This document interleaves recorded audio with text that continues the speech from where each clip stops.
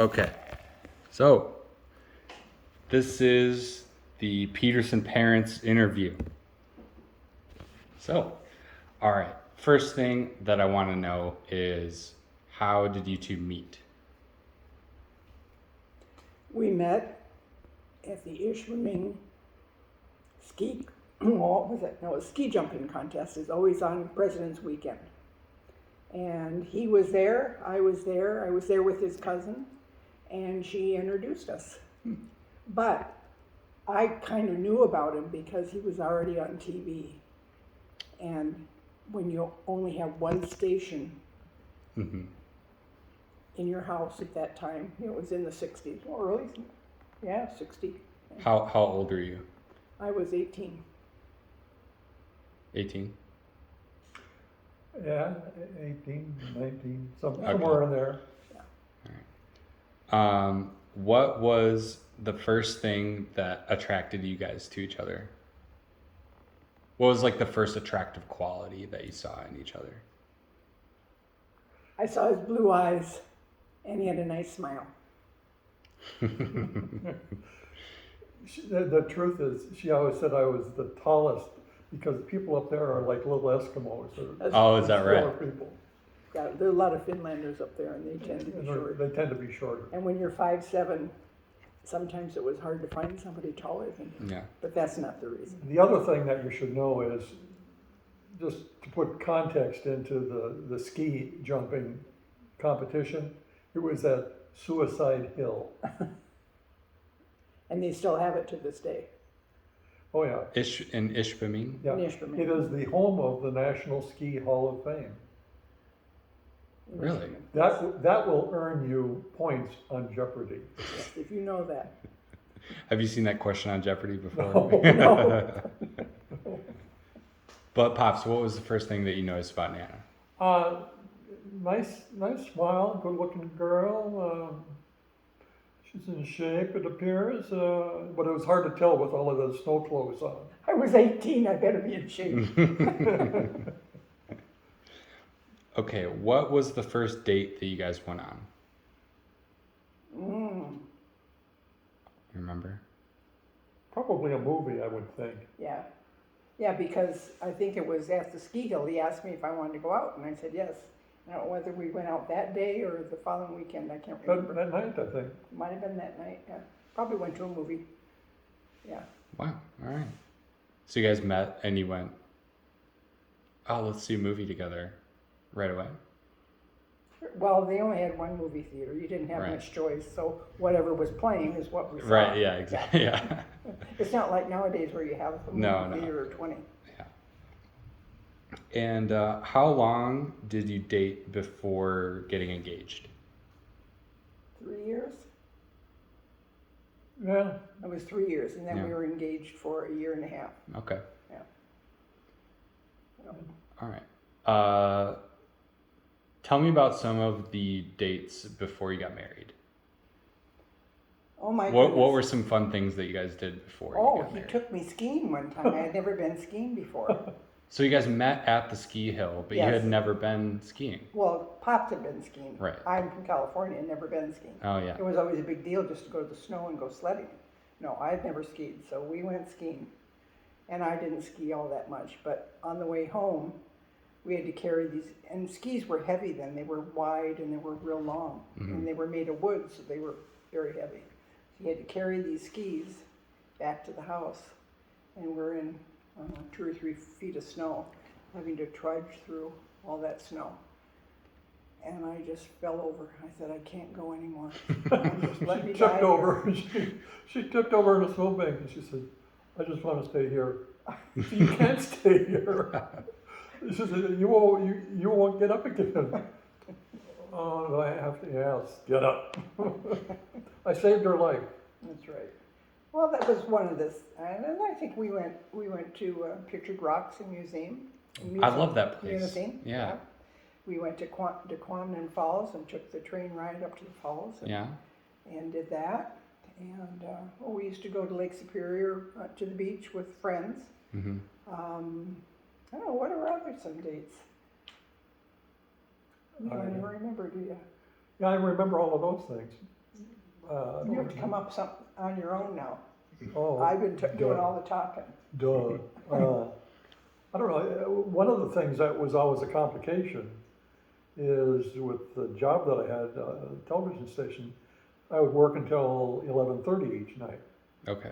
So, you know, the idea of a date starting at 11:30 is a little, Right, yeah. little foreign. That sounds like a complication to me. And it's not like it was just occasional. I mean, my work schedule basically was from 5 until, I don't know, 11:30, 12 o'clock Mhm. at night. So oftentimes, Well, we'd meet on his lunch hour. yeah, Right, okay. yeah, or else we would have a cup of coffee or a dessert. So you take her out to lunch and Yeah, get, that you kind of go thing. get coffee and Well, it was dinner because he didn't start work till 5, so it was always dinner. So sometimes Oh, okay. I lived with my grandmother, so I would cook dinner there, or we would just go down to the local pizza place or something like that. all right. Yeah. But yeah, or he would call. Yeah. We talk on the phone, but that was about it. Okay. Yeah. All right. How did you guys know that you were the one? Gosh, you just know, Tom. Isn't Yeah. that the answer nowadays? Oh, you just know. You just know? You just know. I don't know. We were pretty compatible. Yeah, Never seemed to argue or have big disagreements. Mm-hmm. I don't know. He was. she got prettier and I got taller. He was easy to get along with. Yeah. Yeah, I don't know how we knew. I did think after 3 years, you just Right. Yeah. After You just- after yeah. 3 years, you. you just know. You know if you love somebody. Mm-hmm. Yeah. Okay, that's great. And I think we had a strong foundation. There's an old saying that you can't build a strong house if you don't have a strong foundation. Right. And I think Pops and I have always had a strong foundation. Good. Things have not always been smooth. Have we had our differences? Right. Sure. Yeah. Nothing's Yeah. always smooth. But... Do you argue? No, we don't really argue, really. Yeah. Just keep each other silent treatment. We get quiet. You'll hear no yelling here. Yeah, I think that's called passive Yeah. aggressive. I don't know, but yeah, I don't know. We've always gotten along. I've Yeah. never heard anyone in this family do the yelling thing. No, we're not yellers. We're not yellers, are we? No, not yellers. No. No, No, and I don't think Erica's a yeller. I don't think your parents are yellers. No. No. it's a good thing, I think. Yeah, Yeah. it is. Yeah, you Because just- if you use yelling a lot, then that becomes the currency. Well, once you get to that level, what's above it? Right. Now, if you're quiet, what's above quiet? Anything. is Yeah, above anything. quiet. Yeah, right. yeah. No, I think it's good. Yeah, we've always gotten along. Have we had our differences? Yes. All right. Have we had some hard times? Yes. Of course. But basically, like I say, we've got a strong foundation, so the house is strong. What was one of like the hard times that kind of brought you closer together?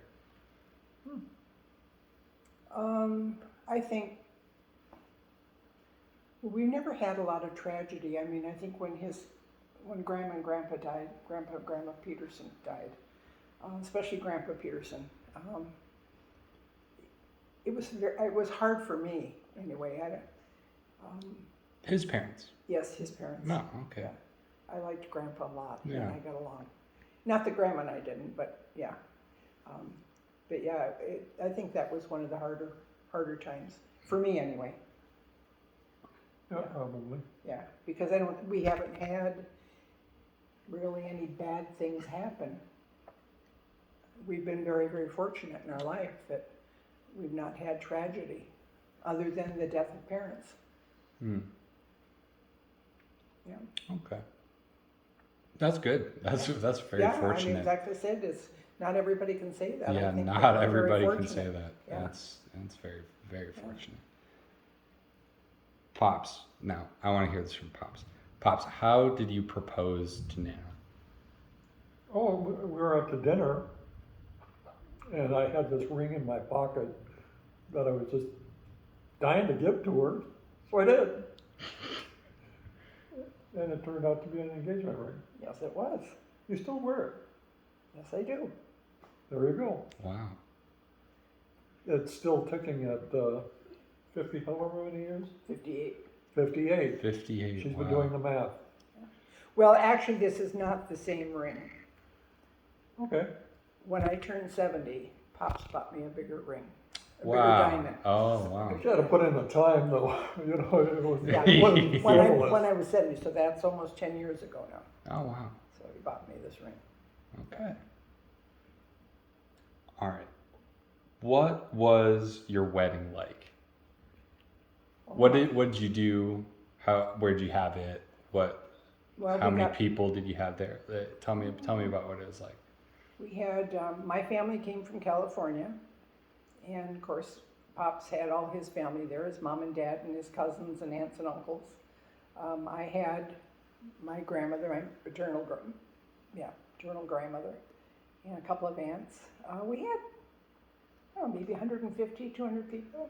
Yeah, well, the other thing is there's the wedding ceremony itself. One thing that I thought was unusual, and I think it had to do with some of what I had been doing for a job, is we had kids there. Mm-hmm. And kids usually hate to go to weddings Right. and things, you know. But we had kids there, and that tied back to the work that I was doing on television and that kind of thing. Oh, okay. Yeah, we got married in Trinity Lutheran Church, and we had a 7 o'clock wedding. Then we went immediately to the reception. And I don't know, we were there probably till midnight. Yeah, We had dancing, you know, we had music and Mhm. dancing, and beer and Yeah. wine were served. much of the meal was almost like a potluck in a way. Yeah, it was donated by friends and family. Yeah, it wasn't catered, we'll put it that way. Yeah, Yeah. it's not like they have nowadays where you have big dinners. Right. Yeah. My mother bought like all the hams and the rolls, and then his cousins brought in salads and desserts, and no, well, we didn't have dessert because we had. So a it was wedding kind of day. like a potluck It was wedding. kind of like a Yeah. potluck, and that's Okay. the way everybody did it back Right. then. Nobody had catering. There was no such thing. Nobody could afford it. Right. You know, we had all we could do just to afford the beer and the wine, but it turned out fine. Wow. We were happy. We did it on the cheap. We didn't have other choices. Well, when you don't have money, you just do what you can. Yeah. All right. So, when you had your boys, what was your favorite part about raising your two boys? Everything. I always wanted boys Yeah. because I had three sisters. And So you're always around women. and- Yeah, and I was the oldest, and I was the oldest of 28 grandchildren. Wow. So I did a lot of babysitting, and there were a lot of girls, and so I always wanted boys. Well, my mother had a boy. My brother was born, I think, when I was 14. So he was 3 when I left home. So I always wanted boys. I thought I would be a better mother to boys. I don't know why. But yeah, the boys were great. They were good boys. They never gave us any trouble. I'm sure they did things that we didn't know, but nobody got hurt. And yeah, I think your dad was always, I don't know, he was kind of the model child, I guess. He always wanted to be an engineer from the time he was 12, so he knew what he wanted and went right at it. Brother Eric said, I don't know, probably do a couple of things. I'll get a business degree, but we'll see how that worked. We worked in a bank for a while, and the bank closed up its mortgage business, and he left the bank on his last day of employment, got into his car, pulled out his phone, called the phone company and said, I want the 800 number of this bank. of this bank's mortgage business because they're leaving. Right. Well, the telephone company already knew that they were leaving because the bank had alerted them to it, but no one had called to ask for the 800 number. So all of a sudden, Eric had calls that were coming into the bank, they thought, but really were coming to him, Hmm. which was an interesting way to get advertisements. or get That's a service. great like business plan. It's Like a great business plan, and it served him. I talked to him probably 7, 8 years after he left the bank, and even later than that. And he said about a couple times a year, I'll get a call, an 800 call. Yeah. Less nowadays, but because a lot of time has gone by. But it would be from somebody who had been a bank customer who wanted a mortgage. Yeah, I'm here to help, and he explained that the bank was no longer in mortgage work, but he was. right. So that was creative on his part because at that point he was 24 years old, and his first move out of the 2 steps from his old employer was to take the 800 number that Yeah. the old employer had used. Right. But yeah, the boys were easy to raise. They didn't get into trouble. They were good students. We took great vacations. I don't know, we've been kind of like all over the United States. We traveled all through Canada with them. Mm-hmm. I'm trying to think.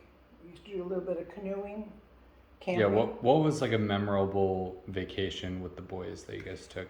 When I think- preferably like when they were younger. Well, I think Eric was 8th grade, and we went to Canada. Went through all the maritime provinces of Canada, and Pops had this tape that he put in the car, and it was a Stan Freberg, The Making of America. I don't know If you've never heard it, it's something to giggle about. I mean, it seems so dated now because Yeah. when it originally But it- came out, yeah, it but was in the 50s. It took you through the history of the making of America and how Right. Queen Isabella, from Spain sent over, her Mm-hmm. boats and stuff. And even though it was a parody, all the facts were there. And so the first time I listened to it, I thought, this is really dumb. But after the second or third time, you could kind of, you knew the lines, you knew all the jokes and so forth and so forth. But Eric said, and then when he got back home, he was in the 8th grade and they had a history test. It was an American history test. Yeah. And he said all the questions they asked, I remembered from the Stan Freberg. So he got an A on the test because he knew all the dates and the people. This was like a road trip that you guys Yeah, took this through was a road Canada. trip. We were gone for a month. Yeah, we started in Flint, Yeah.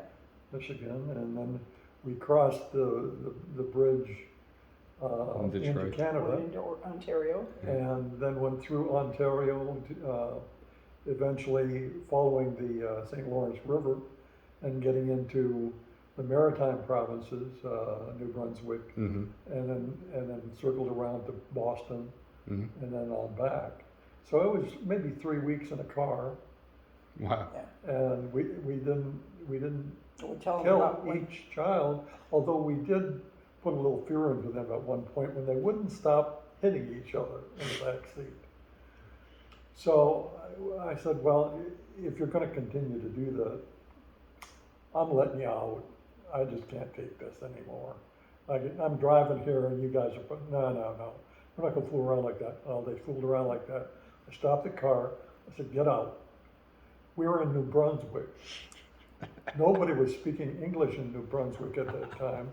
They were speaking French territory. oh, that was Quebec. So they're standing alongside the road. I drove away. Just around a corner. Came back.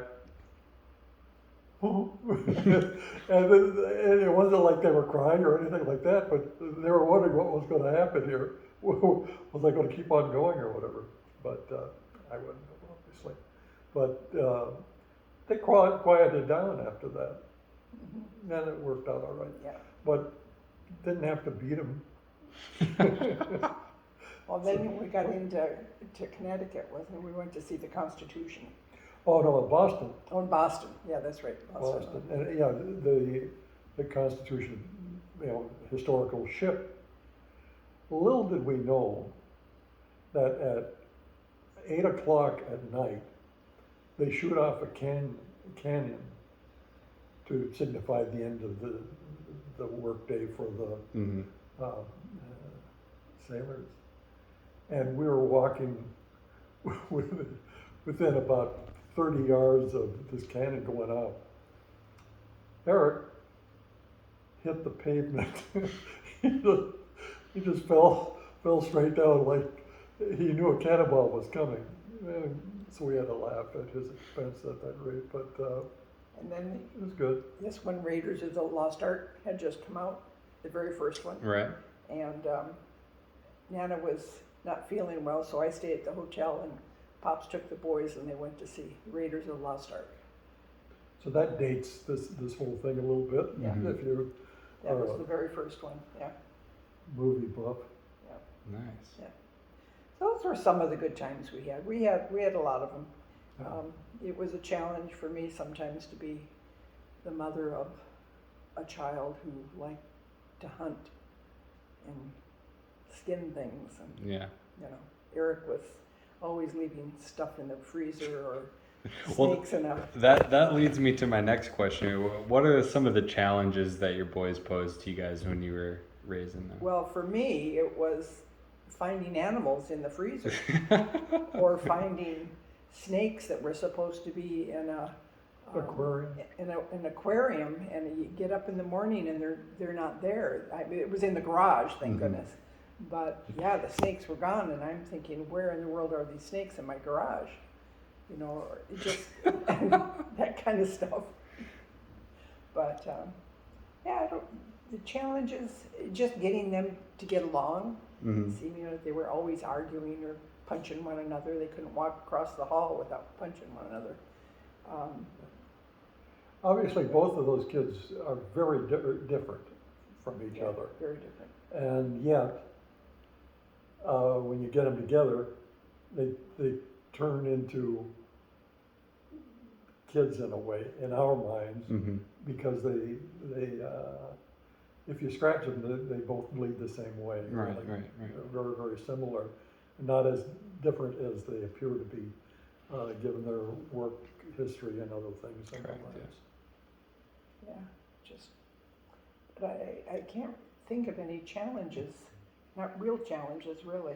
No, not really. Like I said, they were good kids, and I think the only time I ever worried about them, I think, was when they first started driving.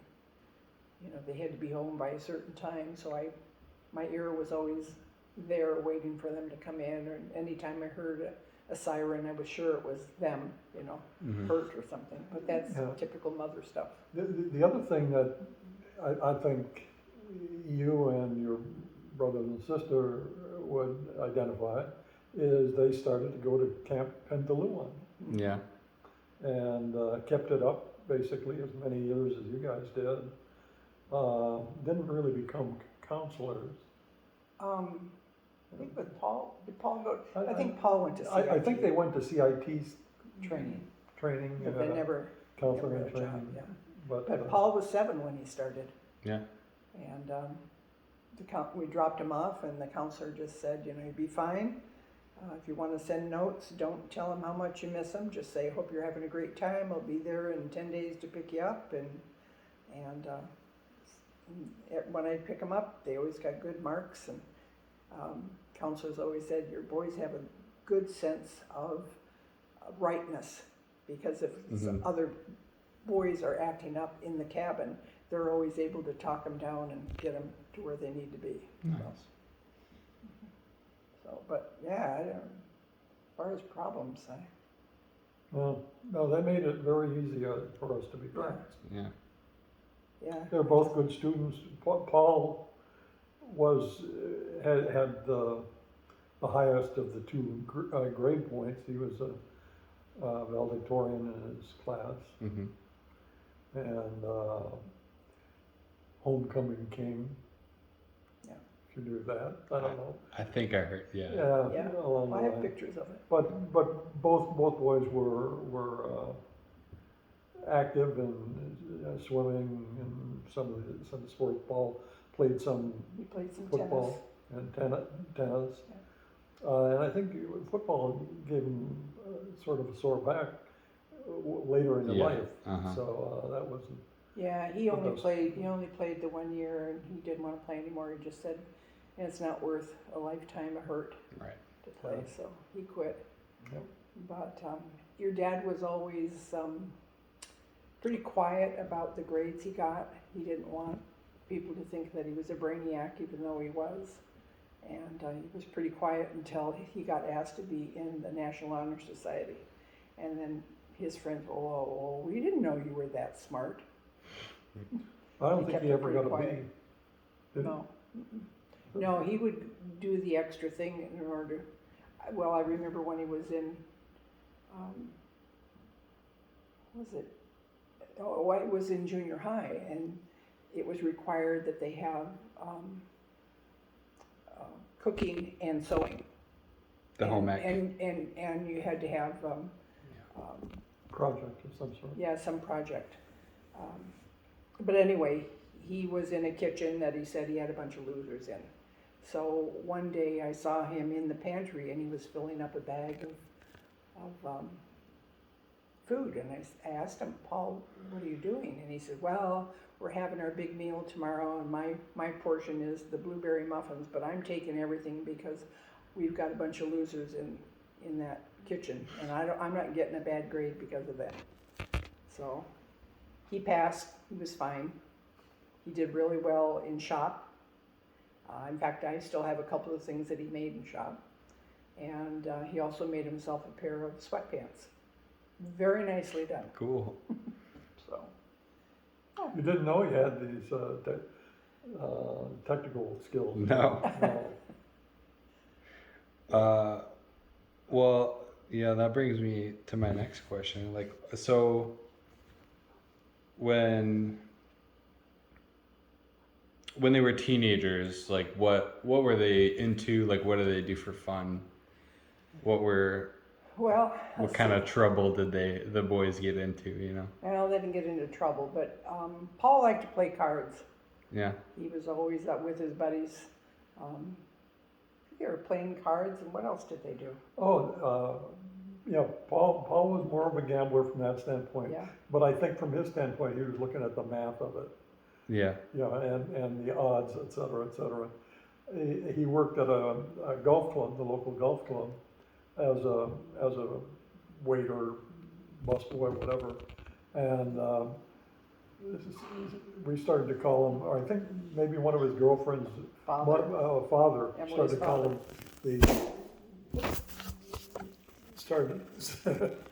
started to call him the Flamingo Kid. Flamingo Kid, which was the name of a movie where this kid was sort of a kid that hung around a golf course, but he also played a lot of cards, Yeah. which was sort of Paul.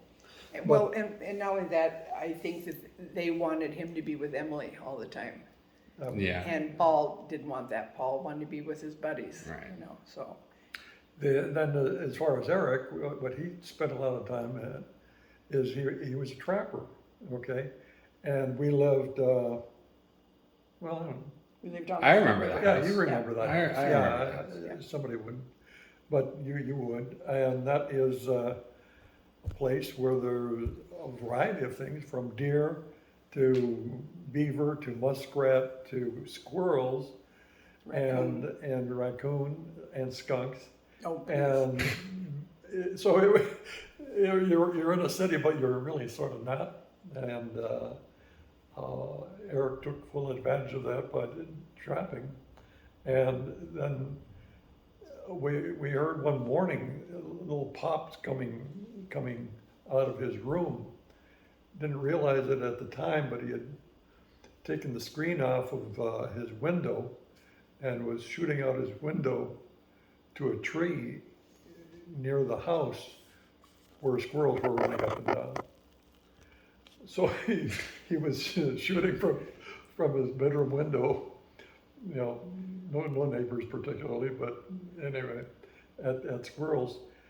Didn't really know it until about 3 weeks later, 2 weeks later maybe, where I don't know, out cutting grass or whatever, took a look at the other side of the tree. The other side of the tree trunk had squirrel tails from about as high as he, They were red could squirrels, reach. right? Yeah, Red red squirrels squirrels. down to knee level or whatever. He must have had 15, 20 squirrel tails there that were victims of his BB gun. Right. So yeah, but they were just involved with a lot of different things. Probably they weren't as common to each other as they were to other kids. You know, the age 2 years doesn't seem like a big deal. They shared some friends. They had some friends of their own, obviously. Yeah. But that's about it. Yeah. Nope. Oh. Let me hit pause. Yeah. So my next question is like, what was your biggest pet peeve about Paul and Eric when they were kids? The only thing that comes to mind right now is during the fall, and we had so many leaves to rake. Eric would just keep raking the same leaf over and over and over. It would take him all day to finish one little patch. Where your dad and I would team up because he wanted to get out of there and go be with his friends. Right. So he and I would pack up, we would get all our leaves raked, we put it in the great big tarp, and then we drag it over to the hill and dump it over the hill. Right. And Eric would still be there 3 hours later working on his little patch. So I think Eric's just procrastination. Yeah. As far as your dad, I'm the one that used to be on the tractor. well, yeah, that came later. Pops got a tractor after a while because we had just, push mower. And one year he decides he's gonna get a tractor. So your dad and I piled up all these leaves. We were ready to put them on the tarp. And who comes by with the tractor blowing them everywhere? And he laughed, thought that was so funny. Well, your dad and I didn't think that was funny. Okay, I understand how that would be annoying, but that's really funny. Maybe that's why Eric didn't rake a big pile, because he knew it was gonna get blown. I don't know. Pops and his sense of humor. Sometimes it wasn't. Yeah, that irritated me more than Eric. Seemed like a good idea at the time. I don't know. Yeah, but yeah, I'm trying to think what your dad. I'm trying to remember what made him. I can't think of anything right now. Once in a while, he'd come back late from playing cards. Oh yeah, well, yeah, that was the thing. When they played cards, there were, I don't know, 4 or 6 of them, and each mother or parent would host that night and make sure the kids had snacks and pop and stuff like that. But yeah, they would play cards till sometimes 3 in the morning. Jeez. Yeah. But then they'd sleep all day. So if there's anything that irritated me, it was the fact that he would sleep all day. Right. Yeah. Other than that, no. Yeah, pretty good kids. We were very, We have been very, very very fortunate. lucky. Yeah. Very fortunate. They never, I can't remember them really ever arguing or sassing or, No. Just getting on your nerves, or Oh, well, I mean, all kids get on your nerves, but Yeah. I'm sure they did, but I can't think of nothing. anything right now. Yeah, nothing very. Nothing that dramatic. stands out. right. So along those lines, do you have any other kind of funny stories about them that you remember? You're just like you just kind of point and laugh about something that happened to them. Point and laugh. Well, I think when they both started driving, I taught them how to drive, and I had a stick shift car. So I had to take them out and teach them how to drive a stick shift. And in the next neighborhood, they had some rolling hills. So I thought, I better get over there and show them how, if they have to stop on a hill, how they're going to, get going without rolling into the car behind them. And so they did that really well. And I think when Eric started driving, I let him take the car, and at that time he had a buddy who was from Colombia. His name was Raul, and he went over to visit Raul, and I don't know, when he was coming home, anyway, he backed up and he hit something and put a little dent in the back end of the car. Just a small one, but he felt badly about it. And so all was forgiven. Well, then your dad took the car when he started driving, and he was downtown Flushing. Some guy pulled out in front of him, and your dad hit him. And it did some damage to the hood of the car. That was the front end of the car. And at that time, we owned a duplex, and one of the couples that lived in the duplex, he worked for GM, and he was a mechanic, and he liked to fix cars. So he got the car all fixed up for a month's rent. So that worked out. So, but other than that, I mean, they each had their own, that was the only accident they ever had. Now, Eric used to take the car sometimes when he'd go skiing, and he'd sleep in the back of the car, which I think he still does to this day, sleeps in the back of his car. Until I think one time he and a buddy were sleeping in the back of the car at the ski hill, and I don't know, police officer or security guard or somebody came up, knocked on the window, told them, you can't sleep here. So they had to get up and move. But yeah, as far as your dad, what irritated? Yeah, I know. I can't think of anything off the top of my head. There's nothing that stands out. And I'm sure that there were little things that would irritate you, but nothing so badly that I would remember that. Yeah. You? I don't remember anything.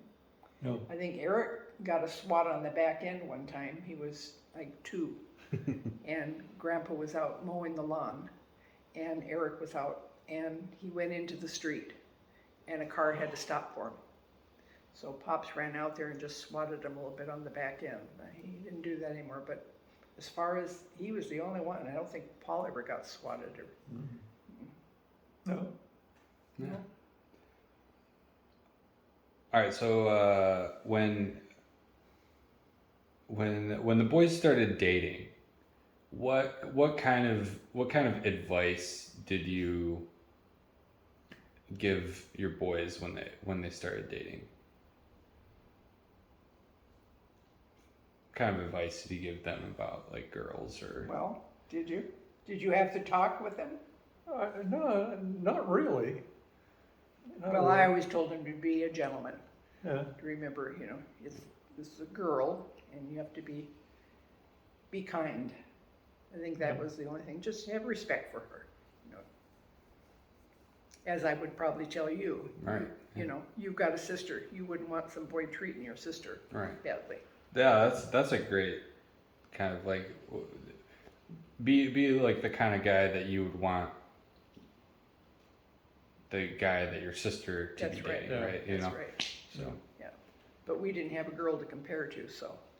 But yeah, I don't think either one of the boys. I always knew when there was a dance or something coming up at the school, because then the phone started ringing, and it was always a girl wanting to talk to Eric or Paul, and they would never tell me there was a dance, but I always knew because the girls would start calling. The girls would start calling them. Yeah. And your dad went on his first date. I think he was maybe a freshman. Went with a little girl. I think her name was Holly, and he wasn't driving, so I had to drive them. So I'm sure that was a little embarrassing for him, but worked out fine. Yeah.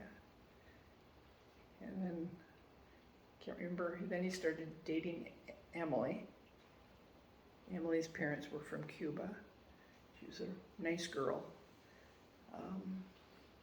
Then he had I'm trying to think if there were any other girls. He brought one other girl home from Michigan State. Couple. A couple? I don't Yeah. remember. The only one I remember is the one that she was there and she got sick, so she ended up having to spend a couple extra days. Mm. And then he came home with your mom. But I don't think I'm trying to remember who all he brought home. It weren't that many. Yeah, I think that's probably it. Yeah, and Eric was pretty much the same way. He dated a couple of girls, but nobody that he really brought home, I recall. Sue, maybe. That was about the only one, yeah. Sort of Okay. boring, huh? So when they did bring home, when my dad brought home my mom, and when Eric brought home Tam, what were your first impressions of Jen and Tam? Well, my first impression of Tammy was that she was a jock. Oh yeah. You could tell the way she walked that she was a jock. She was quiet, didn't like to eat. She was never hungry, you know. That was my first impression. I'm sure you were always trying to like, hey, have a snack. And, Well, I yeah. didn't know that she was vegetarian at the time. Okay. But she would eat a little bit, and then Eric told me she was vegetarian, so then I tried to be a little more conscious of that. I think when your mom came, thought she was really cute. She was very polite. She was personable. Yeah, all Yeah. of those things. Yeah. Yeah, we liked Jen. Well, we liked them both, actually. But, yeah. Nice. How did you best support your sons as they grew up and as they kind of dated their future wives? Were there any like times that they kind of relied on you guys for like advice or support or something along those lines that, I don't, or did they kind of have it figured out? Yeah, I think they had it figured out. Now, that doesn't mean that we didn't ask questions. Right. You know, because you don't want things to get off the rails. You know, so they weren't particularly hiding anything that we were aware of, or if they were, they hid it pretty damn well. But basically, I think it was more a matter of asking them questions, and then maybe through those questions, having a discussion accordingly. But they dated young women that we felt were fine. You know, didn't have any particular We're issues pretty good for them. in that process. yeah, Yeah. nobody had any baggage. Yeah, so it wasn't so much giving them advice as it was asking them questions and then listening to how they were measuring Mm-hmm. the answer to the question, and then getting a sense of, does that seem right? And most of the time, it was within the realm of, yeah, good answer. Yeah. Yeah. They seemed to be pretty confident. And I remember your dad proposed to your mom on New Year's Eve in Chicago. And he was getting ready to go.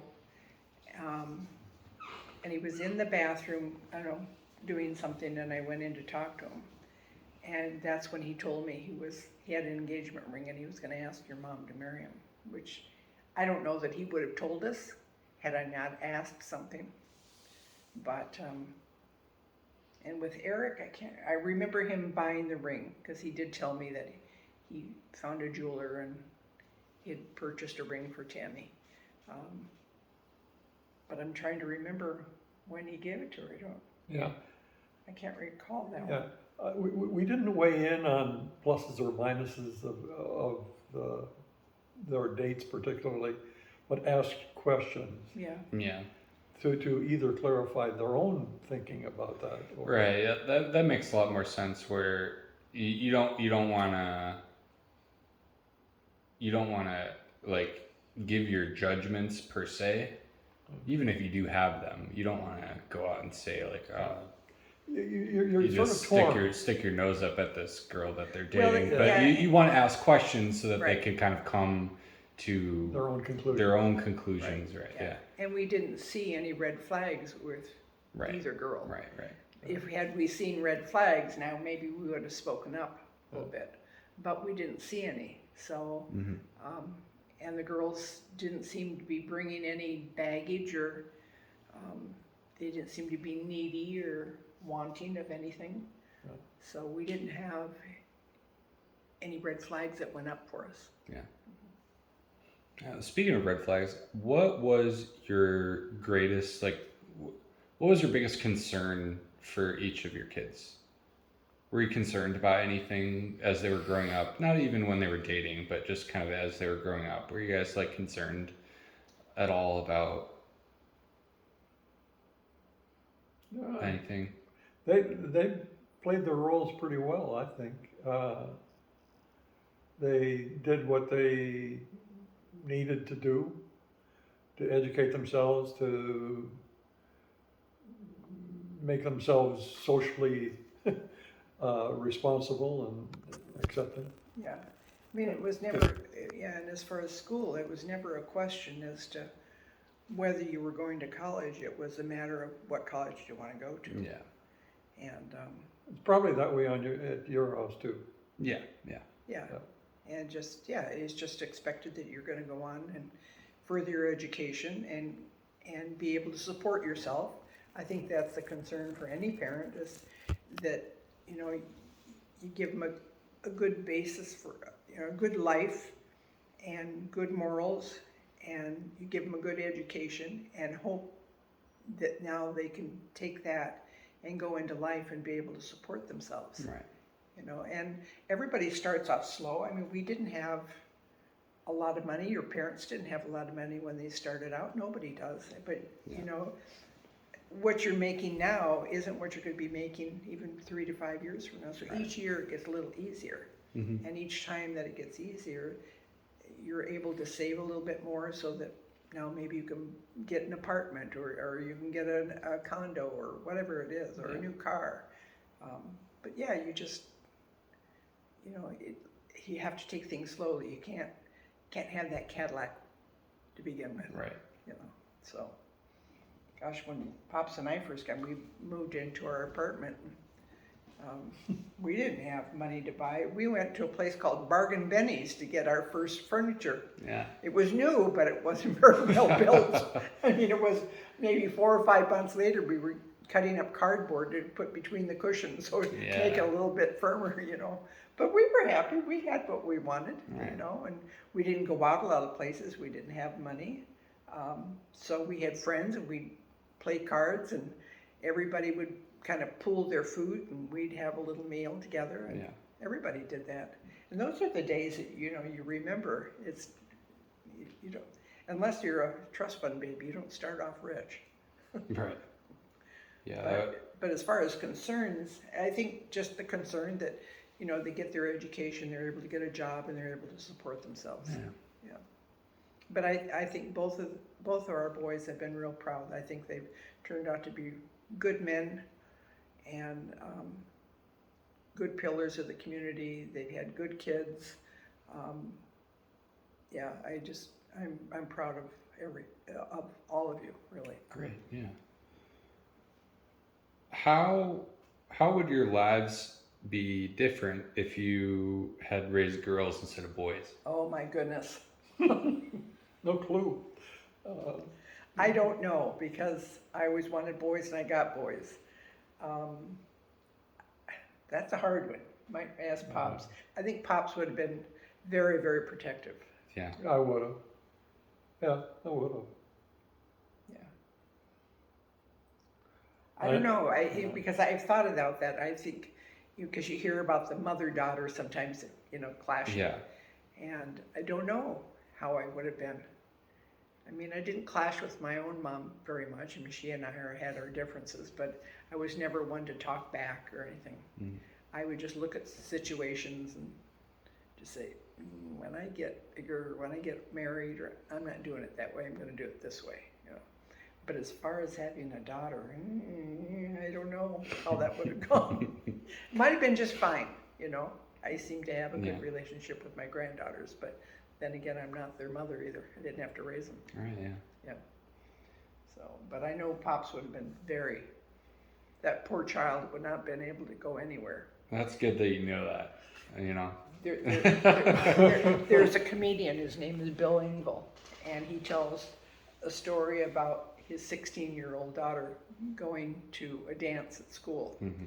and her boyfriend comes to pick her up at the door, and he meets him at the door and puts his arm around him and says, "Son, it's my daughter, it's my only daughter.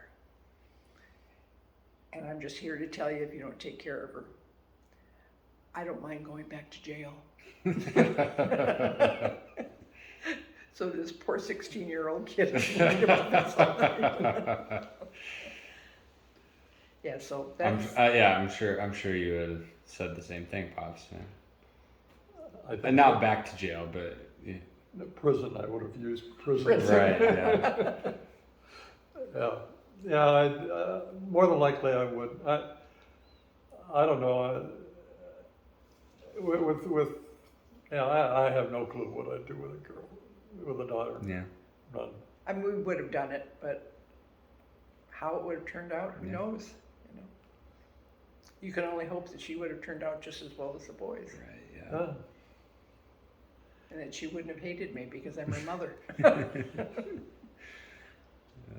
But now, your family that started out with a bunch of boys, and then all of a sudden a girl, Yeah.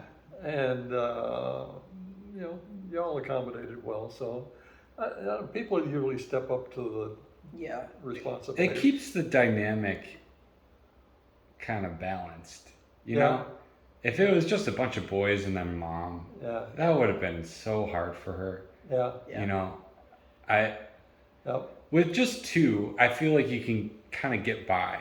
Yeah. But when there's the third boy and you're just sitting there Well, with he was four the third boys. But you're sitting there with four boys Yeah. is what I'm saying. Yeah, Is like I feel like that would have been a little bit of an extra kind of kick in the gut, if you know what I mean. well, you know how the Petersons have their sense of humor. Right, You know, yeah. they like to joke. There would be many a times that the three of them would pick on me, joking, but after a while it gets, yeah, they'd send me to my room crying a couple of times. I'm sure you've talked to my mom about that before, but if you haven't, you definitely should. Well, she's had the same, they pick on her, yes. Yeah, I know. But, you just have to roll with the punches. You Yeah. have to have a good sense of humor. that's good. Yeah. That's really good. So, another hypothetical. Do you ever wish, or like, what might be something that you wish that you did differently when you were raising your boys? Is there anything? Obviously, your boys turned out really well, but is there anything that you wish that you kind of did that you think would have shaped them in a different way? Different way. Nothing. Because I Yeah. think they turned out pretty good, so why would I do anything differently? Yeah. I'd feel that way. I mean, without being a bragger about things, like both those guys, pretty good guys. Yeah. And Yeah, obviously you're proud of your children. Yeah, I'm just saying, like, is there something that you wish that you maybe you saw somebody else do that you were like, maybe I should have done that, but maybe it's a silly question. yeah, it's the other side to that, I guess, is some of the things that could have, maybe should have been done, or should have been done, maybe couldn't have been done because either other responsibilities, work responsibilities, Yeah. Financial responsibilities, whatever. Because you did one thing instead of the other, Yeah. right? Yeah. Okay. Yeah, so I never go through life and the subjunctive, woulda, shoulda, coulda. Yeah. I don't play that game. You don't seem like people who play the woulda, shoulda, coulda. No, it doesn't But do you, any you good. know people like that, and I guess that works for them, but they always sound like they're whining, and like they missed the last best chance, you know, to succeed or whatever. Mm-hmm. And man up, you know, you got something to do it, but don't after the fact that woulda, shoulda, coulda, Yeah, yeah. because that's just demeaning to yourself. Right, yeah. So, That's you don't want to wallow in like what Right. could have been, right? Right. Yeah, you, No, I don't think of, I don't think that way that's a either. good mentality. It really is. It is what it is, and I'm not sorry that we did Yeah. what we did. Could we given the boys more? Probably, but we were always, Pops always said, we're a Sears family. If Mm-hmm. you want anything more than Sears, then you have to come up with the extra money. Or if you want this, we'll pay half, you come up with the extra money. Mm-hmm. And it just teaches them responsibility, how to handle money, what things do you really want that you're willing to pay for them, Yeah. and mom and dad aren't going to pay for them. I mean, we could have purchased them a lot more than what we did, but I think they learned more by the way we did it.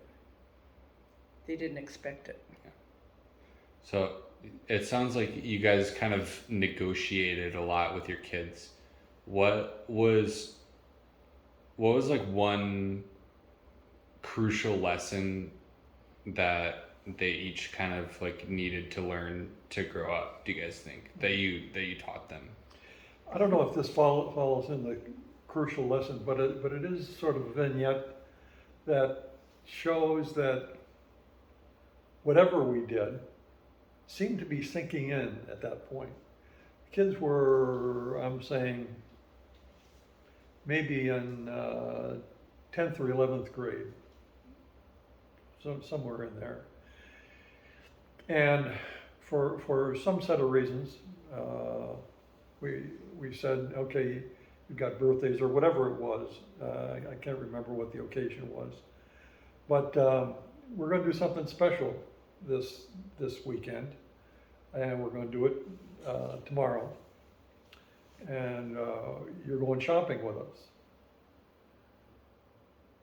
Okay, what are we shopping for? Well, we'll sort of decide that when we get going. So we got in the car and gave each of them $100. Went down to Dearborn, wasn't it? And we said, your responsibility is to spend this money this afternoon or give it back. Yeah, they were both in college. Yeah, that's right. They were in They college, were in yeah. college, but it may be early in college Yeah. for that matter. So they said, "What? You've never done anything like this before. There's no strings attached. The only thing is, you have to spend it when you're with us, you know, and because we're sort of curious as to what you do with it." Oh, interesting. This Uh-huh. is really interesting. So we got to the store probably. I'm very curious as to what they probably bought. 1:00 or so, and we said, "Okay, you're on your own to do whatever you have to do to spend your money." We were at a mall, so there were And Right, lots of yeah, so stores. it's a multi-purpose mall. So let's just meet back here at 3:30 or 4:00, whatever. 4:00, I think. And he said, "Oh yeah, okay." You know, $100 bill in their hand, and they're off different directions. For the most part, they were together. So we saw them about 10 to 4. They came in a little bit earlier. They said, "We want to talk to you about something." Oh, okay. What? Well, what we want to buy, we can't buy here. Oh, well, what's your plan then? Well, we were thinking about putting our money together and buying a better sound system for the house. For the TV and Yeah, Yeah. I think like a stereo, a new stereo kind okay, of thing. yeah. Yeah, because there were all of these, sound bars and all of that. Yeah.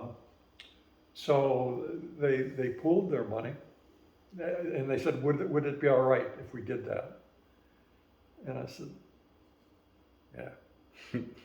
So we went to an electronics store, or they went to it. Yeah, they couldn't find it at that mall.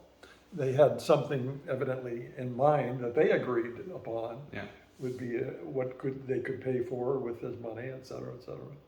So they came back, not buying something for themselves directly, but for the house, Yeah, for the family. Yeah. and being creative about pooling their money, which wasn't even in the cards, or my cards or theirs, 3 hours earlier. But what I found was interesting, they both got their $100, and $100 back then was a lot of money. Mm-hmm. And they looked at it, you know how long we could live at school on $100? That's right. So yeah, it took everything they had to spend that. They did it, but I'm sure, like it back was hard for them to do that. that Because they had no What a- precedent for that. what There a was great no precedent for that kind of experiment. Yeah. Yeah.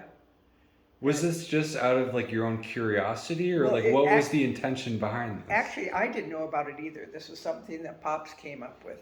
He just said, pack your bag, we're gonna go away this weekend, and I'm not telling you where. And we went down to the mall down in Dearborn, and they have like a tram that goes from the hotel over to the shopping mall. Uh-huh. So we got a room at the hotel. And that's when we got to the hotel, that's when he gave everybody $100 and said, you have to spend it. And the boys were, $100? You know how long we could live at school for the $100? But they did. So it was a good experiment.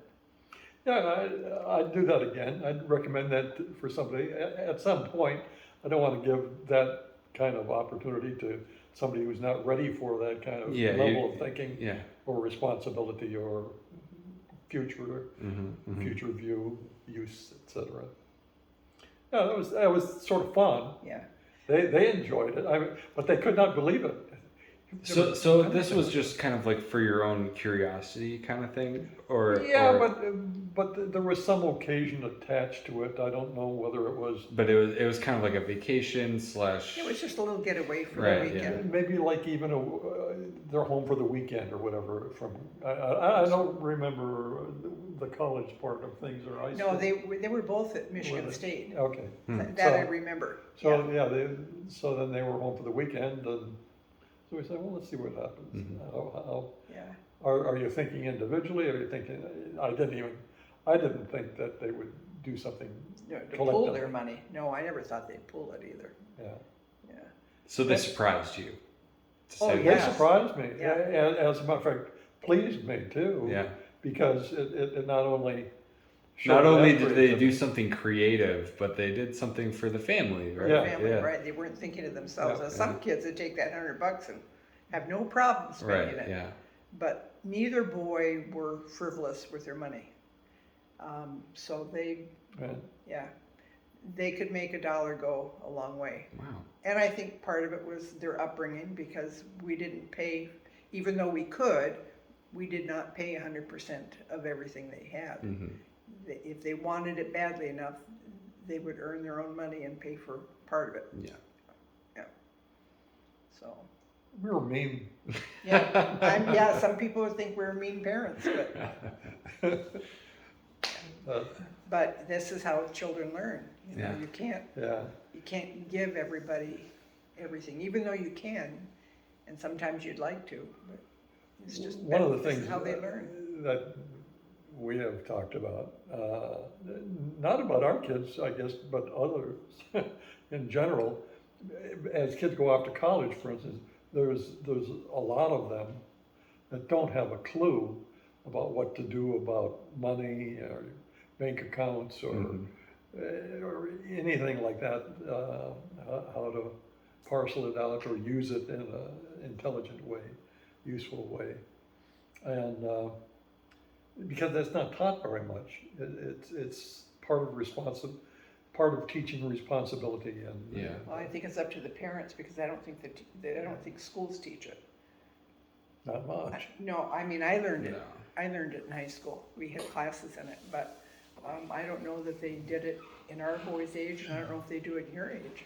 So when I was in like consumer education is what they called it, they taught us how to balance a checkbook. They taught us how to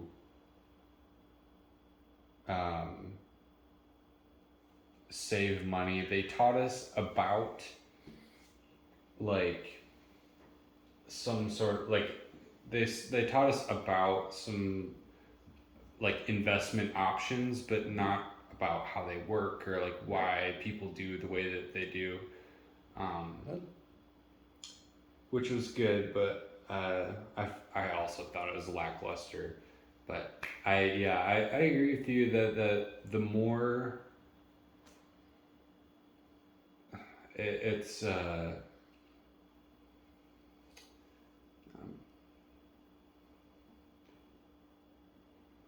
yeah, like the younger kids are now, that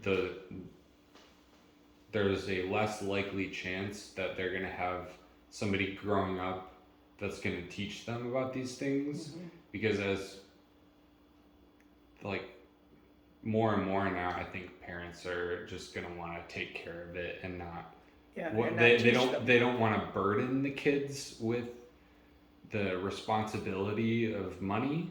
Yeah. But it's such an important thing to Well, it teach is, kids about. because it It's teaches you. It's like the most important thing.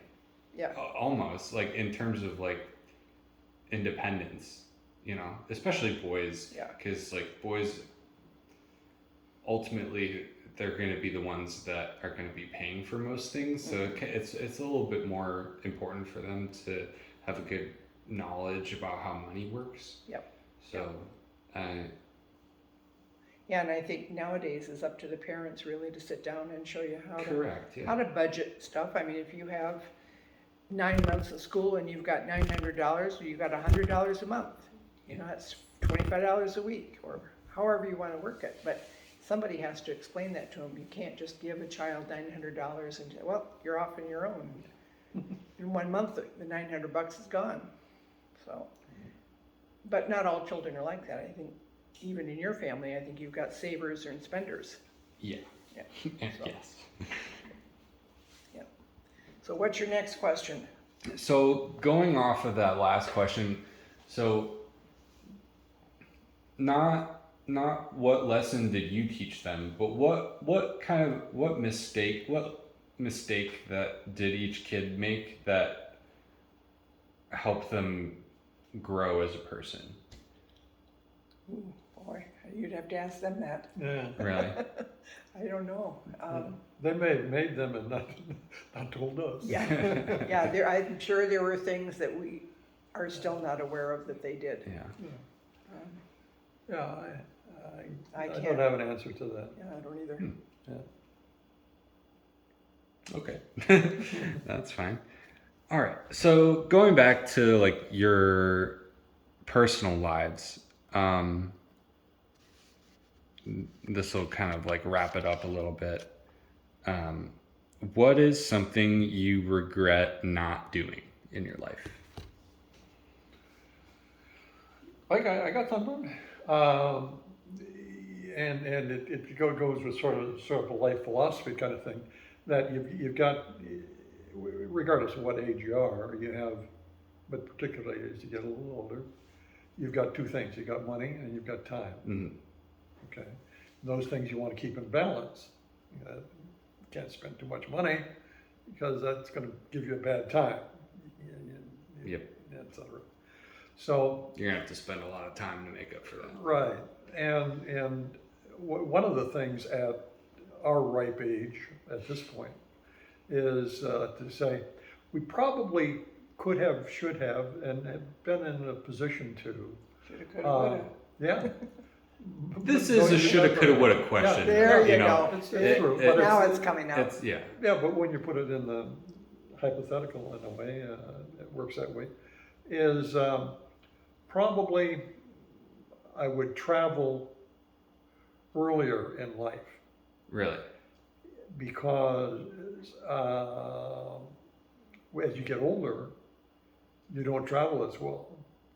Yes. Okay. So this is what I would say, that your time and money, Right. they're very, but there's a third one, is energy.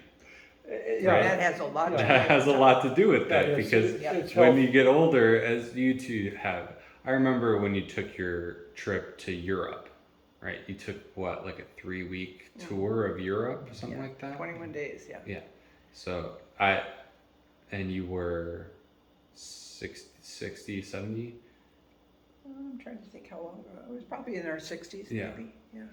Yeah, I would think so. Obviously, that trip would have been totally different if you guys were 30, right? Right. You know? And the health part, I was thinking that's part of time or Hmm. uh, Time and energy. So, Time- so time. I like to think of time as how much time do you have, and We have a ener- lot of time, right? Yeah. So you guys Have at your age now, and we have the money. you have time and your money, but your But the health your energy and your health are not Exactly. quite That's as Exactly. where they And- used to be. And that's where I was going with this, that I think to do that at a time when you have enough money and energy and health Yes. and that process, in the same way, by the way, that doesn't only apply to travel, which is Mhm. what I'm mentioning here, but it also applies to where you live. Mm-hmm. Okay, for instance, I'll give you the for instance, and I think your mom and dad can verify this a little bit, is we moved north, I mean, like literally the day I retired. We had built it up before I retired, but as soon as I retired, we moved north, okay? What age was that, just for context? I retired at, 60. well, 59, Okay. yeah. I think- So you had the cabin Yeah. built and ready. Right. Yeah, we And built and that we in had 90. broken it in, Yeah. you know. We were in it our wasn't 50s when we perfected, built that, yeah. but we knew that as Nan and I had talked, I know I've got 2 to 3 years of projects when I go north. Correct. Yeah. Okay, so when you're retiring, you got to know what you're going to do after you retire, Right. because that can be just a devastating period of a person's life. So anyway, so we thought place on the beach, 300 feet of sand creek, the whole thing, Mhm. log home. Yeah, that sounds like a pretty good retirement. Okay.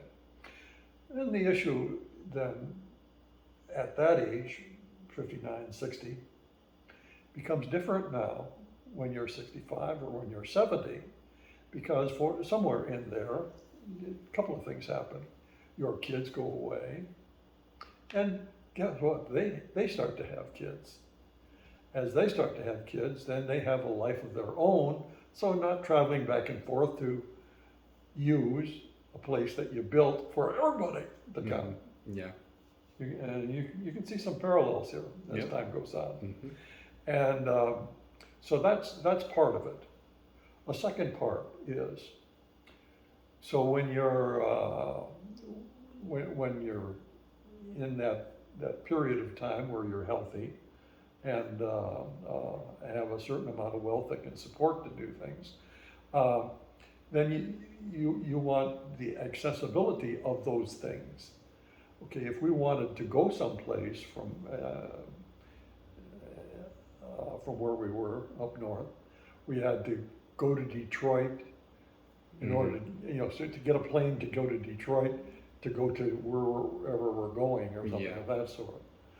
So that kind of priority was smudged a little bit. Okay.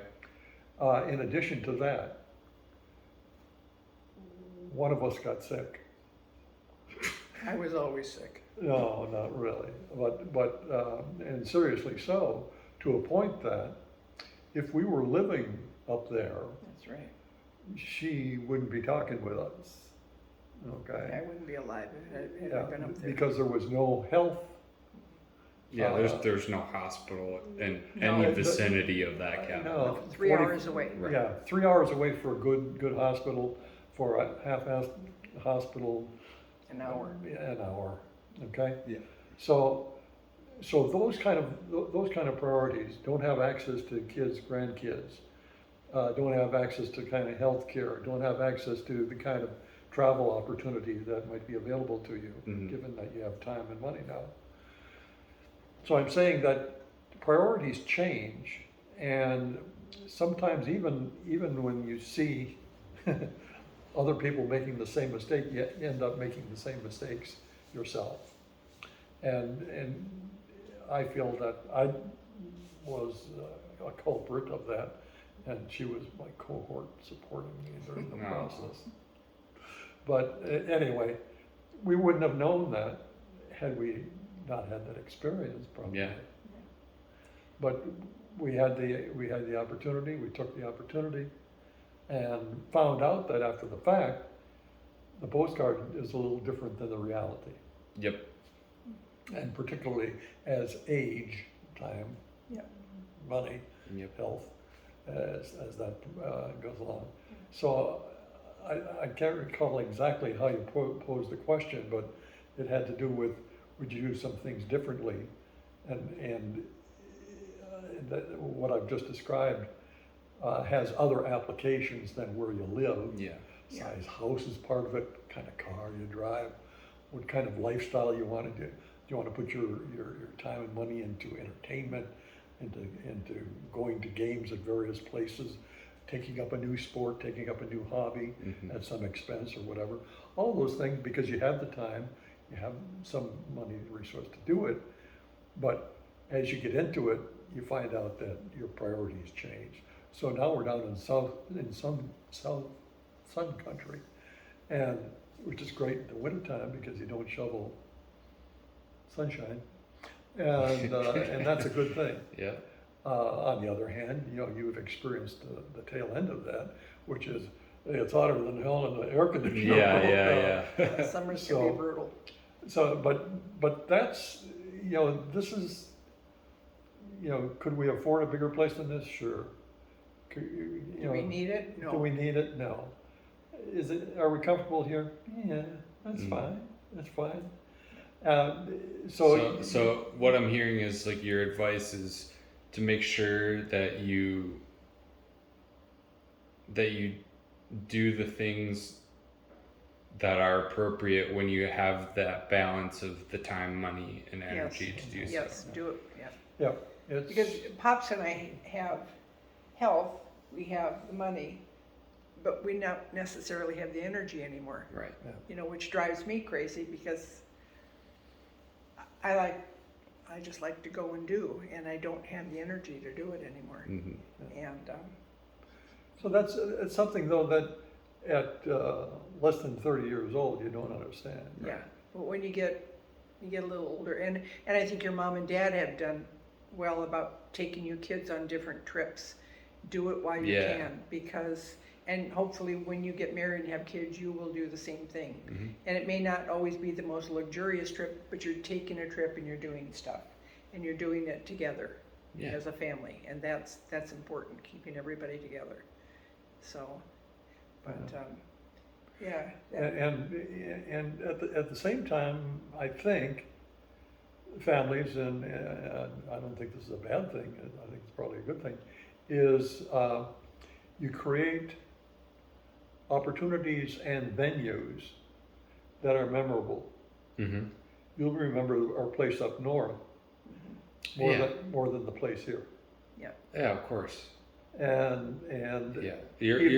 The childhood memories are so much Right. stronger, right.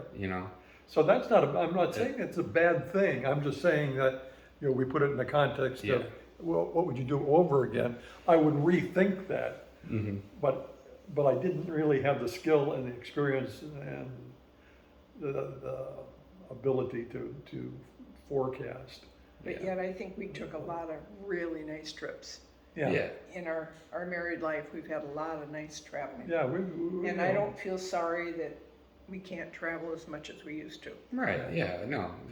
Yeah, I mean, You guys did what you did. You know. Yeah. anytime you can, sandwich in, a month in Africa, a month in Australia, A month in Scandinavia, a month in Scandinavia, a month in couple, Canada. a month in Canada, Yeah. couple of weeks or more traveling through the heart of Europe. Now, that's not chump stuff, that's, No, not at all. yeah. So I'm not whining about it or should have, could have, would have. Yeah, no, it's not. It's not. You don't. The purpose of this question is not. I don't want you guys to whine about what shoulda, coulda, woulda. Mhm. I want you guys to tell your younger generation about, hey, what's something that you wish that Yeah. you did. You spent your younger formative years thinking about. You It's know. a fair question and a good question. And by the way, whatever you do with what you have, I mean, this is an important message that others in the family are your age, maybe have your insight, but others would be well served to at least think about these things. Not necessarily Yeah, yeah. we have the answers, because the answers really lie in whatever. In the personal experience. Yes, in the personal space, not what somebody else says. Yeah.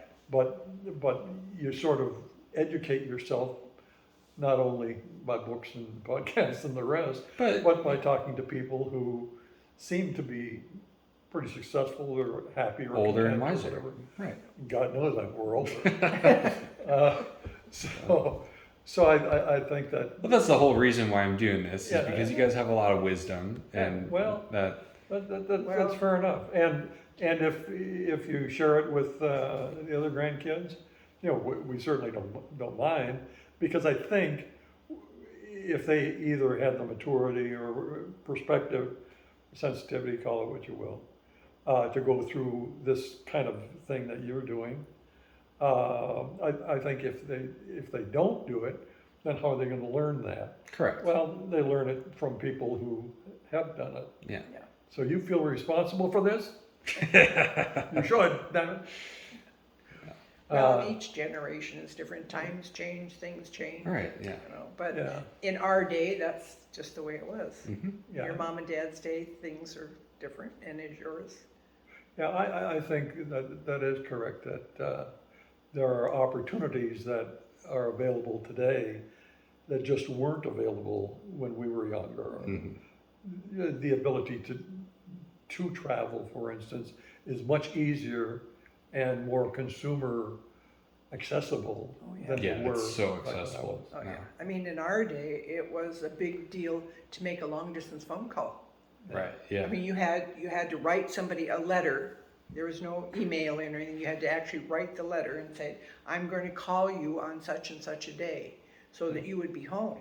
Hmm. And then you had to accept that call from, the operator. Yes. It's so different Yeah. than nowadays. Yeah. I left the Upper Peninsula twice in my life. Just twice. In my life as a high school kid or earlier, okay? Yeah. And both of those instances were not of my own making, they were opportunity instances. For instance, I got to go to Chicago when I was a paper boy at 13 or 14. And I had sold enough magazine subscriptions to people on my paper route to be one of a handful of people, or kids, that I had earned the right to go to Chicago on a plane. First time on a plane. Wow. And now I'm, as I say, 13, 14 years old, to fly to Chicago, to put a downtown hotel and do all the museum stuff and that kind of thing. Hmm. And then the other opportunity that I had to leave the Upper Peninsula was when I was a sophomore in high school. They had a statewide contest on writing an essay about tuberculosis and its treatment, its its effect on people, et cetera, et cetera. It was part of an English class, so I wrote a 4-page essay, and I was one of 6 people in the state that got a chance to go to East Lansing, Michigan, on the Michigan State campus. This was the year after the, that hotel that they have right on the Michigan State campus now. Kellogg. Yeah, Kellogg Center. You know, Yeah. Yep. Okay, Kellogg Center. We stayed at the Kellogg Center, which had been built, I think, the year before. And not only that, but I was able to take my mom and dad, and that was the first time they had crossed the Mackinac Bridge, which Wow. had been built maybe 2 years before that. Wow. So that was the only time, except once, I think, when my parents came down to visit us after we moved there. But that was the only time that my mother and father had been to the Lower Michigan in their lives. They had never been to Wisconsin until I was 12, maybe, or something like that. Yeah, people just didn't No try. opportunity, Yeah, no opportunity. just different Yeah. day, different time, Yeah, different time. yeah, because I remember going to Michigan as a child, because my dad was from Negaunee. I remember going to coming to Michigan for a vacation, and my mom and dad wanted to go downstate to visit his brother. So Mackinac Bridge hadn't been built yet, so they had to take a ferry across. Mm-hmm. And that was Would have been 50s. in the 50s, yeah, mid-50s. somewhere in the 50s, yeah. Yeah. That's how old we are. We're pre-Mackinac Bridge. Wow. Once I got finished rubbing those sticks and creating fires. All right. Yeah, lots happened in our lifetime. Yeah. It's true. Okay, I got a couple more. Should be quick ones. Okay. All right. What do you guys think is each of your greatest accomplishment? My greatest accomplishment. Probably raising my family. Kids. Yeah, Both you. yeah. Yeah. I think raising the boys. Yeah. I mean, we had successes in our line of work and that, but I wouldn't say that was my greatest accomplishment. Mm-hmm. Yeah. Yeah. Yeah, I think, you try to identify the accomplishment, and then somewhere along the line, there are things that build to that accomplishment. And whether those Yeah. things that build to it are really more critical to your success in life in general than those things that we think are most impactful or whatever. I There are think- little battles along the Right, way. right. And some bigger than others. Mhm. But if you don't win those little battles, you're never going to get to a sense of accomplishment, in other things downstream. Yeah. So yeah, I mean, it's a good question. I don't know if that's a good answer necessarily. No, that's a great answer. Yeah. Yeah. All right, next one. What is your favorite memory together? Hmm. You guys can have different answers. You guys That's a Okay. favorite memory.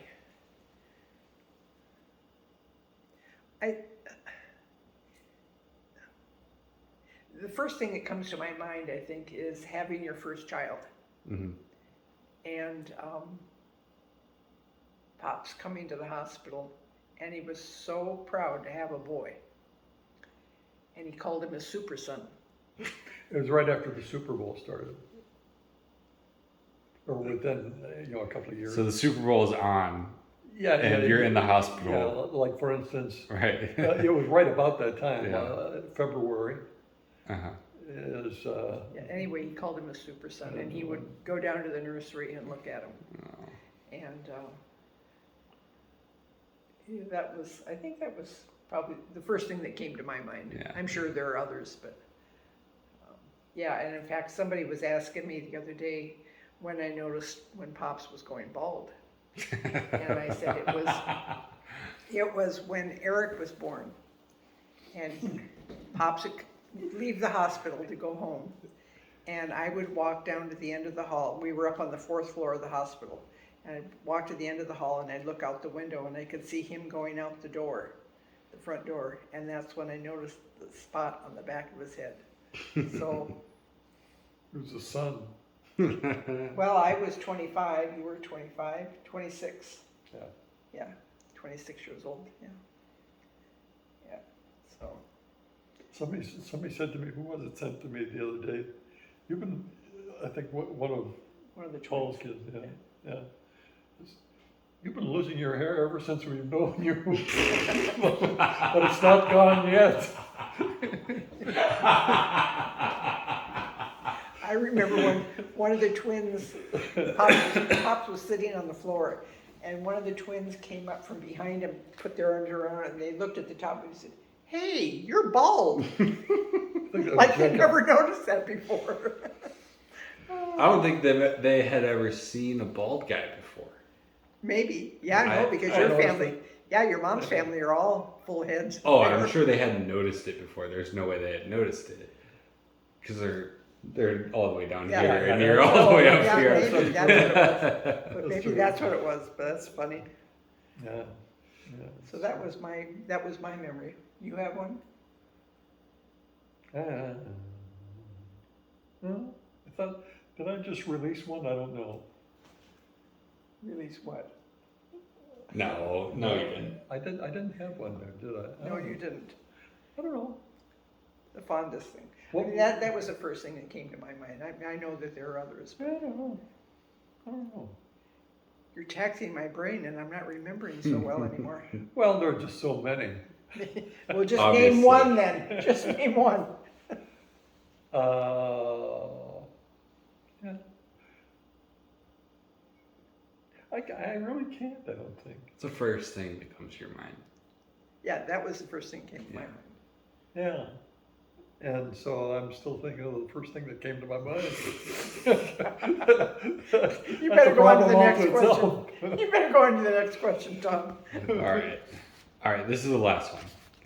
Okay.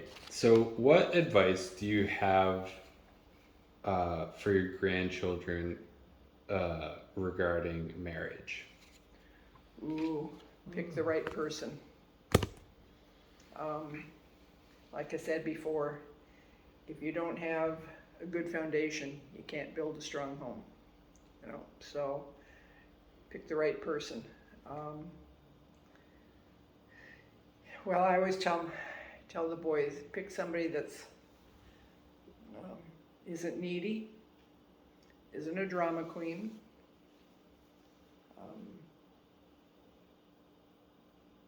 What's the other one? There's one other one. Can't remember. But somebody that's compatible, that doesn't draw on you, that's adding to your life, that's that makes you happy, that makes you feel like your heart is full, and that doesn't give you a lot of grief. Yeah. Yeah. What about for your daughter, or for Annalise per se, What would I say for or Annalise? Phoebe or EJ? Pick a good man that has some ambition, is good to you, treats you well, that you think would make a good husband and a good father. A lot of people say, oh, you should marry a millionaire. Well, I didn't marry a millionaire. We're doing just fine. And he's a good person. He's a good man, and he's a good father. Hopefully, and I think he's a good grandfather. And he's been an awfully good husband. So, there's more things to life than money. but somebody that can support you, Yeah. you know. She's understated the case.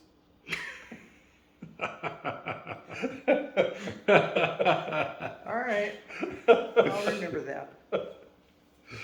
Oh, well, I think yeah, you look around for somebody who's stable, Yeah, somebody who's positive, yeah, somebody that, you could go anywhere and she would feel comfortable and you'd feel comfortable with her. Right. Somebody who has their own mind and somebody who doesn't settle. Yeah. Yeah, I'm taking you because I guess I gotta settle someplace. no, somebody that's confident, Yeah. somebody that's not jealous. Yeah. Like if, the boys wanna go out for a weekend, Yeah. you know, we're going to Vegas for the weekend, or we're going to go somewhere, go biking. You like Uncle Eric, they have their biking weekends. And she feels comfortable enough to stay home or get her own friends or whatever it is, and not feel intimidated or jealous about all that. Yep. I think that's, I don't know. Yeah, one of the things I just picked up last week, and your mother had mentioned it in the context of probably Jake. I think it was Jake. I don't know, and his girlfriend. Okay, and the issue was in your mom's mind that it'd be better for everybody if Catherine could collect a group of friends on her own, and because Jacob would have friends on his own, and so the individuals involved, whether it be Jacob and Catherine or whatever, would feel comfortable either when they're by themselves and without the other spouse, or together. Right. That so it'd be a degree of social confidence, I guess. Yeah. It's not quite independence. No, it's Right. not. It's not necessarily Right. independent. It's not necessarily independence, That's but right. it's more like comfort, even when your partner's away.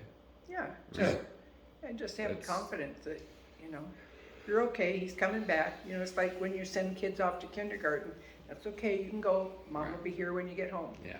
you know, it's the same thing. And mom will have a life while you're gone, by the way. You know, Mom will find fun things to do. No, Yeah, I would have some things to do, that's right. wait, well, there's a limit still. Yeah. Oh my gosh, that school bus is back already? Yeah, I think that set of social competence and personal confidence and an element of creativity of some sort, because creative activity, I think, grows a person on the inside. That oftentimes, if there's enough growth, shows on the outside. Yeah. Yeah. And I think that becomes that makes that person bigger, Right. Yeah. have a bigger footprint, social footprint, and maybe make something of those interests beyond that. Yeah. But it also occupies that person's that person's time, so he or she is not dependent on you to create her fun or his fun. Yeah. Right. Yeah. Make all her fun, Yeah. right, or his So- fun. So that idea of having the social competence of creating your own fun, your own friends, to have fun with them, Mm. or have an interest in other things, art, whatever, some kind of competency, cooking, sewing, whatever, Hobbies. so you can grow that kind of creativity Yeah. as well. Both of which are elements of independence within a dependent relationship. Right. Yes. Yeah, definitely. You know, that the relationship, you want it to be dependent enough, but yet independent enough where you can function individually. Mm-hmm. Yeah, you have to keep your individuality. You can't just become one, and you can't depend on that other Yeah. person to keep you happy all the time. Exactly. And a lot of times, I've known people that are always going out to find the next best shiny thing because they think that's going to make them happy, Yeah. when they're not happy in here. And if they're not happy here, nothing else out there is going to make them happy. So, yeah, it just, and it goes for boys and goes for girls. Yeah. Pop for your granddaughters. What would you say For your granddaughters. your marriage advice? What? For your marriage advice for your granddaughters. Oh, like to pick a husband? I think start with a husband. With a what? Start with the What do you mean? Well, because there are other he, she's, with, whatever they are. Okay. All right. But past that. All right. Pick the right gender, not necessarily yours either. Okay. Anyway, beyond that, yeah, somebody who is caring at some level and not necessarily weeping nightly. But somebody who is confident, somebody who is friendly to others, responsive to you, can make that you're making a bet a little bit on them being financially secure to support whatever that family unit turns into, and somebody who has their own individuality at the same time that they allow you to have your own individuality. Yeah.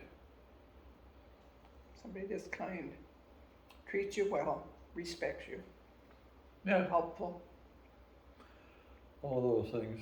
Yeah, I mean, it goes for boys or girls. I mean, you have to respect each other. A lot of it is very. Yeah, it goes both ways. It goes both ways. Yeah, it goes both ways. Yeah. Well, is this going to be your bestseller then, you think? I think so. I think this is gonna start my podcasting career. So I Yeah. talked to my grandparents, and I almost fell asleep. I didn't realize it 11:15 because I was so damn tired by that point. Any No. other questions? No, that was all of them. Okay. I was thinking in the car and kind of talking to my phone, and I've just been.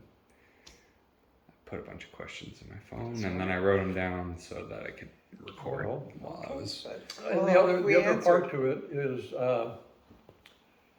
the phone is my standard of communication because Yeah. Any last it thoughts? takes me too damn long to type.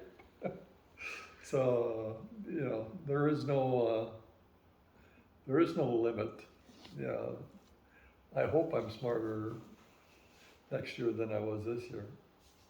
Yeah. That's all right. I won't be. I might be smart about some things today that I won't be next Yeah. year because I won't Won't remember that's the other. That's an interesting thing that I'm going through, and people of my age do, and that is you're not. You're not as sharp as you once were, but probably as sharp as you're ever going to be at that point. It's gonna- Yeah. It's on a downward trend, but You hope- two have both stayed very sharp as you've gotten older. I want to say that. Well, you probably will be too, because it runs in families. Yeah. I think there is so much to be learned and so many opportunities to learn. I mean, and they're cheap opportunities too, whether it's television, whether it's the internet, whether it's, you know, a club, whether it's a class. So many, just having good friends who have good ideas, you'd hope. I think staying social Yeah. and be as active as you can. I mean, Pops and I obviously aren't as active as we used to be, but we try to do different things. And, That's a tricky business too, by the way. I don't know if I have a handle on that. I tend to be more introverted. I think you described me as introverted. Staying social, you mean? Socially, maybe. he's not as social as. I mean, I'm not. I'm very selective. Yeah. I know that. Snooty. You've passed that characteristic down to your children and your grandchildren. Well, too. good. My work here is done. No, actually, It is a good thing, honestly. well, you got to find some middle ground Right. there, which You don't want to be a hermit, but you Right. don't also want to go around like just We have to find yapping some- it up with everybody that you can. You have to find some commonality, Correct. you Yeah. know, something for you to talk about. yeah, because there are friends I have. I mean, nice people and all of that, but it's like there's just no one home there. You know, I mean, you talk to them, you learn a little bit, maybe in the process, but you want people around you, I think, that are and they bring something to share. Yes. Okay, it's like a smorgasbord. Bringing Everybody something bring a to the dish. table, as Pop says. Yes. Yeah, and sometimes you run into people who want to be friendly and all of that, but you know, end up talking about the soap opera Yeah. or something. And yet are nice people, but I always expect a little bit more than that. And I'm not recommending that approach to life, by the way, to anybody else.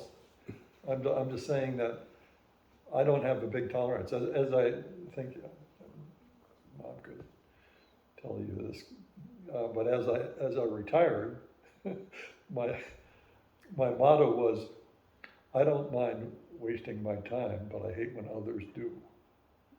Right. Yeah. I have no problem wasting my own time. Yeah, right. Yeah, Right. yeah. Don't feel guilty about it at all. Do No. you? No. There you go. Because it's my time. That's But right. when other people, Yeah. come on, man. Yeah. I got things to do. That's right. I got my own time to waste. You know. There you go. Yes. Yes. You've got That's one my just boy. like you. I've learned. Yes. And you know, so therefore, I think probably some people feel that I'm not as friendly as I can be, and they're probably right. And I'm usually the one that tells them that. And she's probably right. But So, but meanwhile, we've got a set of friends, and the friends that, like, you know, the oldest friend that I ever had and will have, for that matter, is up in a home in Calumet or someplace, where he doesn't know me. yeah, he's And got dementia, Alzheimer's. and he saw Mom up there, and How's your husband? How's your husband? Didn't know my name. He or didn't know whatever. his name. So you know, you end up either by luck of the draw, or maybe taking care of yourself in a way, or whatever, where you skip those pirates of life, Right. and then there are others that just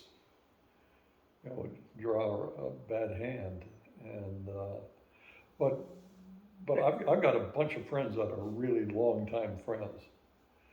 I don't go for quantity as much as quality, and not necessarily quality of the individual only, but the quality of the relationship. Is it These are all boys you grew up with and went to school with, went to college with. like It does, yeah, it doesn't. Yeah, the quality of the relationship is more accurate because you can. It's more guys than girls. I think guys. I feel like men can be friends.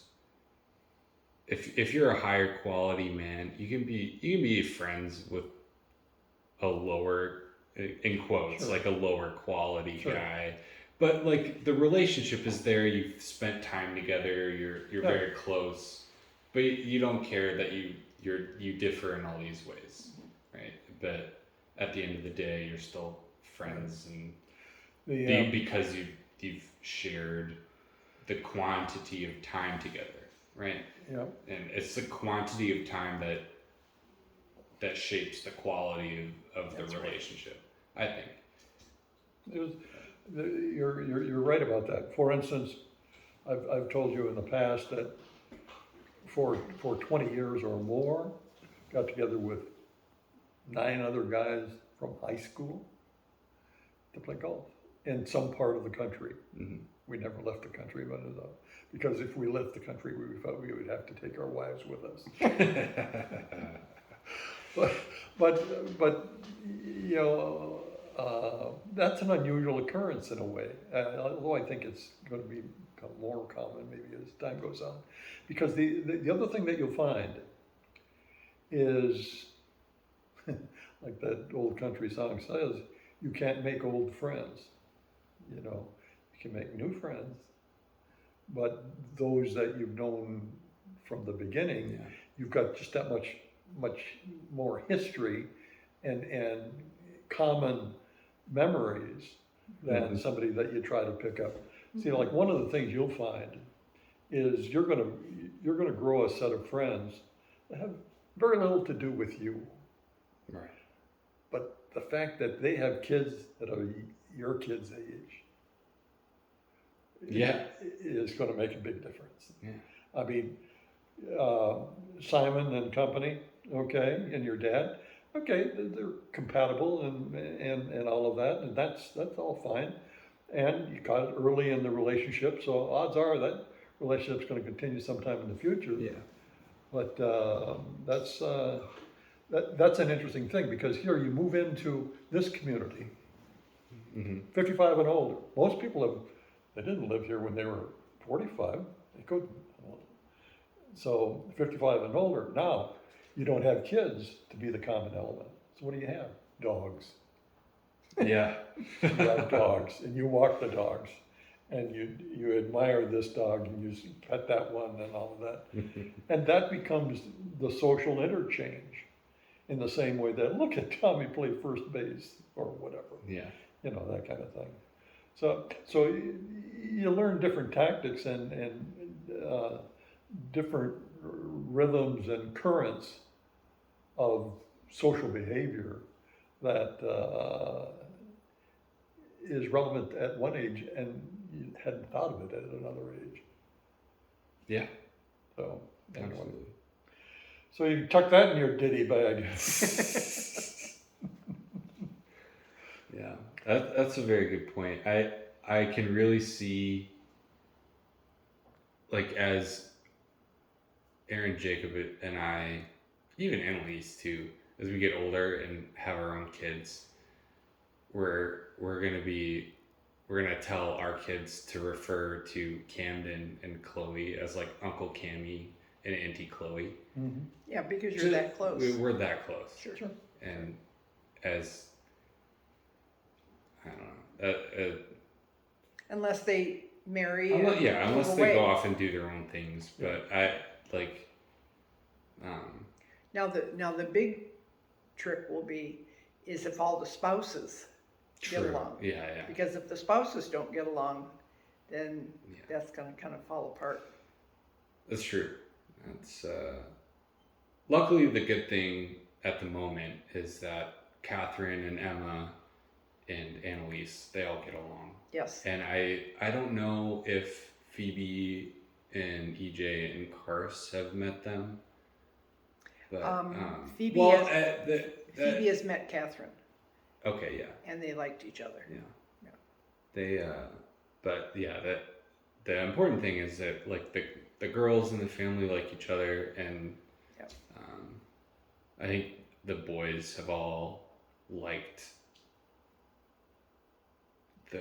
Well, the only other boy now the will boys be Annalise's boy. that Annalise has dated in the past.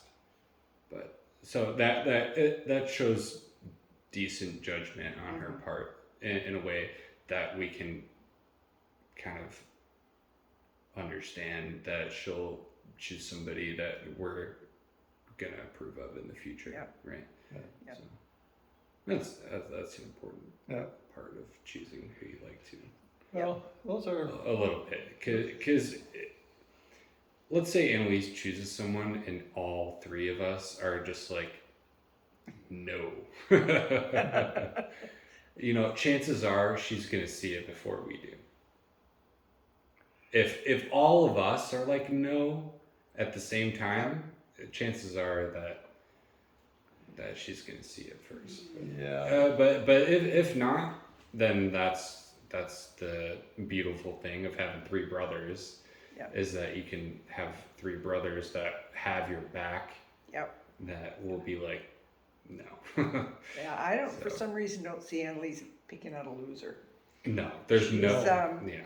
Pretty headstrong. She's None of she's your a strong girl. grandchildren are gonna pick a loser. Let's be Well, honest you here. can only hope. Yeah. There's 7 of them. Could be that 1 or 2 may not do so well, Well, but well, anyway. Well, we have exhausted you, I can tell, you're getting ready. we are pushing 2 hours here. oh my gosh, turn Yes. that thing off.